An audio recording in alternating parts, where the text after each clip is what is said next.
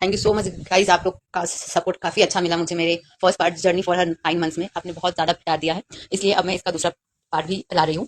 तो आइए हम इसमें स्टार्ट करते हैं कि दूसरे पार्ट में मैं आपको क्या बताना चाह रही हूँ। गाइस, आप सब जानते हैं कि वुमेन्स में जहाँ बेबी बनता है उसे हम यूट्रस कहते हैं। अब स्क्रीन पर मैं आपको यूट्रस का नॉर्मल इमेज बताऊंगी, लेकिन आप लोग में से कुछ लोग को आइडिया होगा कि यूट्रस के भी टाइप होते हैं। जी हाँ, इनके भी अलग अलग डिफरेंट शेप्स होते हैं, जो कि मुझे मेरे केस में पता चला। मुझे बिल्कुल भी आइडिया नहीं था कि यूट्रस के भी अलग अलग शेप होते हैं। मेरे वाले जो शेप था जिसमें मुझे इशू हुई थी उसका नाम था सेप्टेट।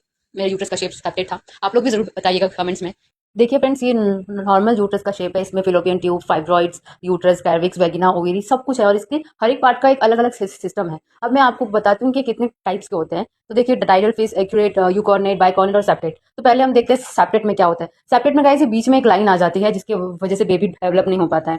देन अगर आप दूसरा देखेंगे तो बाइकॉर्नेट है, जो कि ऊपर से ही दो पार्ट में डिवाइड हो जाता है। इसके दो हॉर्न बन जाते हैं। देन तीसरा है यूनिकॉर्नेट। यूनिकॉर्नेट मतलब एक ही साइड पे, जैसे बाइकॉर्नेट में दो टाइप थे, यूनिकॉर्नेट में एक ही साइड मिलता है, वहां पर भी बेबी डेवलप हो जाता है।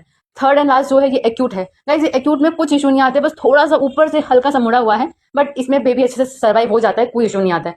लास्ट पार्ट है डाइडल फेस, मतलब ये है कि आपका बाइकॉर्नेट से भी ज्यादा डिवाइड हो जाता है। गाइस, ये जो यूट्रस के शेप है, डाइडल फेस में सबसे ज्यादा इशू आता है, इसमें सर्जरी का नीड बहुत ज्यादा पड़ जाता है।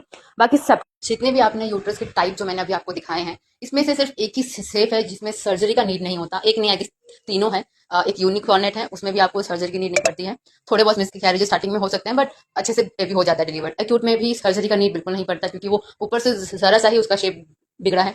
देन थर्ड है बाइकॉर्नेट। गाइस, इसमें सर्जरी का नीड हमें इसीलिए नहीं पड़ता है क्योंकि यूट्रस ऊपर से डिवाइड हो गया। यूट्रस जब ऊपर से डिवाइड हो जाता है तो उसे हम सर्जरी के थ्रू सही नहीं कर सकते, क्योंकि वो दो हॉर्न्स हो जाते हैं, एक राइट हॉर्न एंड एक लेफ्ट हॉर्न। तो दोनों में से किसी एक में भी अगर बेबी आपका चिपक जाता है तो उसमें कोई प्रॉब्लम नहीं आती है। हाँ, मिसकैरेजेस के इश्यूज इसमें भी रहते हैं। बाकी जो दो टाइप है, आइडल फिश एंड सेप्टेट, ये दो में आपको सर्जरी का नीड पड़ जाता है, क्योंकि ये जो है हमें बीच में एक डिवाइडर दे देता है। सेप्टेट यूट्रस जो होता है वो ये है कि बीच में ही आपका एक डिवाइडर दे देता है, जिसके थ्रू बेबी को जगह नहीं मिलती है डेवलप होने की। इसके मेन और मोस्ट फ्रीक्वेंट जो साइंस एंड सिम्टम्स है वो ये है कि आपका थर्ड मंथ के बाद आपको रिकरेंट मिसकैरेजेस होते रहेंगे। ये सबसे बड़ा लूप होल है सेप्टेट यूट्रस का।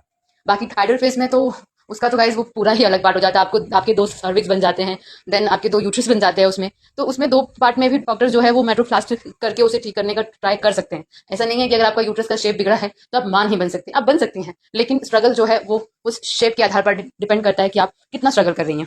मेरे केस में तो मैंने बहुत स्ट्रगल किया है। सेपरेट यूट्रस में लैप्रोस्कोपी और हिस्टोस्कोपी के द्वारा वो जो सेप्टम है बीच का वो निकाल देते हैं, लेकिन उसमें भी खतरा ये होता है कि चांसेस रहते हैं कि वो रिकर हो जाए। जो सेपरेट रिमूव हुआ है वो फिर से आने के चांसेस होते हैं। तो वो ना, इसके लिए कुछ कुछ डॉक्टर आईयूआईडी डालते हैं, या कुछ डॉक्टर्स हार्मोनल पिल्स देते हैं, जैसे कि मुझे यूज हो रहा है ओवरऑल जी करके हार्मोनल पिल्स है, जो कि आपका ओव्यूलेशन रोक देता है।